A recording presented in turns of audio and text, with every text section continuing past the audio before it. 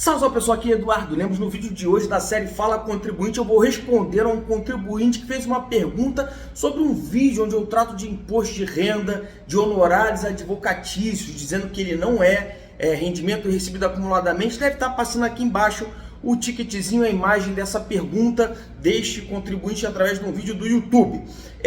Então o que ele fala, esse contribuinte fala nesse comentário? De que existe sim uma solução de consulta que autoriza que honorários advocatícios sejam tratados como RRA. Ele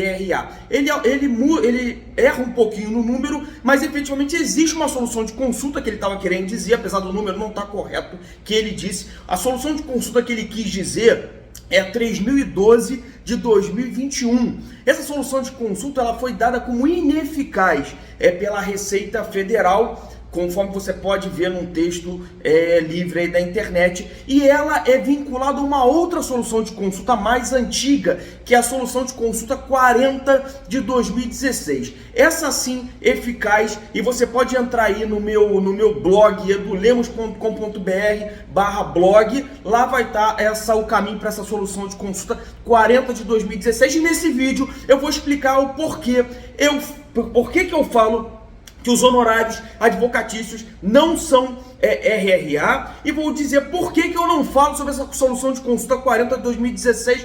Primeira coisa que nós temos que ter em mente, muito importante, os honorários advocatícios eles têm que ser separados entre sucumbência, contratuais. Se você assiste meus vídeos, já tratei sobre isso em várias outras oportunidades. E qual é o primeiro divisor de águas? Honorários contratuais nunca são RRA. Não existe nenhuma solução de consulta que diga isso, tá? Sobre os contratuais, porque isso é pago diretamente pelo cliente, pelo serviço que é prestado. Obviamente, isso não pode ser rendimento recebido acumuladamente. E aí a gente vai para os honorários advocatícios de sucumbência, que são pagos por quem? Pela parte lá ré do processo, e isso se vincula ao que diz a 40 de 2016, e a gente vai para o próximo passo, porque eu nem falo sobre essa solução de consulta, tá? Que trata sobre honorários de sucumbência. Eu vou dizer o detalhamento dela.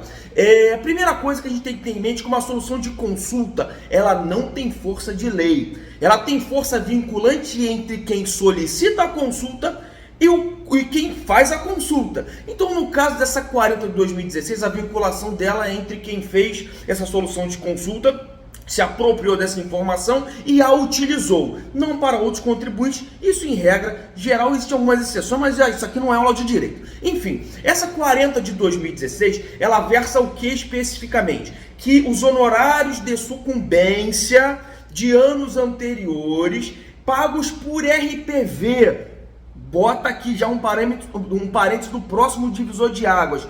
RPV é o que? Requisição de pequeno valor. RPV só existe em processos contra entes públicos. Então qual é o segundo divisor de água? Não é todo honorário de sucumbência. É honorário de sucumbência recebido pelo advogado, pessoa física, e a gente vai te falar sobre isso no terceiro divisor de água. Recebido pelo advogado, pessoa física em processo de RPV, não de precatório, de RPV, em processos contra entes públicos. Você está vendo como é que a coisa é o senão, do senão, do senão? E a gente vai para o terceiro divisor de águas.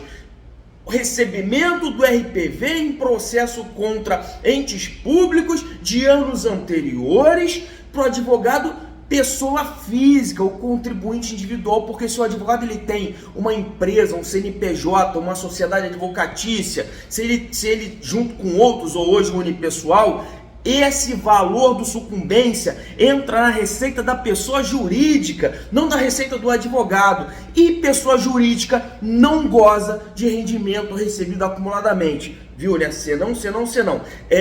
E por fim, por que Dudu Lemos, eu aqui não falo sobre essa solução de consulta? Porque ela é totalmente furada. Primeiro furo dela é o seguinte: ela disse RPV das fontes pagadoras. Ela quis dizer, quando a pessoa da Receita sentou para fazer essa solução, ele pensou o quê? Que a fonte pagadora é sempre a ré do processo. Não é. A fonte pagadora normalmente é o banco, é quem emite, quem paga. Isso aí você vai lá no meu site, está dizendo qual é a legislação envolvida nisso. Segundo furo, não diz o que é o principal principal, o core, o esqueleto, a espinha dorsal do RRA, o número de meses. É isso que gera o benefício fiscal. Não diz qual o número de meses tem que ser o quê? Lançados. Porque o RRA típico de quem é reclamante, de quem é autor, é o número de meses o quê? O número de meses com parcelas tributáveis por imposto de renda no recebimento que ele está recebendo. Agora, qual é o número de meses do honorário de sucumbência? É o mesmo do RRA da parte? Porque aí você teria se apropriando de meses até antes do trabalho do advogado. É o número de meses do quê? Do decurso do processo? É o número de meses após o trânsito julgado? Não se explica. Então como é que você vai? Como eu vou dizer para você fazer algo que não tem a mínima explicação, que você vai ficar em malha e que você não vai poder se defender porque não tem regra clara? É por isso acho que eu respondi ao meu grande amigo. E por favor, edulemos.com.br, fale conosco, mande mais assunto. Tamo aí. Beijo, até a próxima. Tchau, tchau.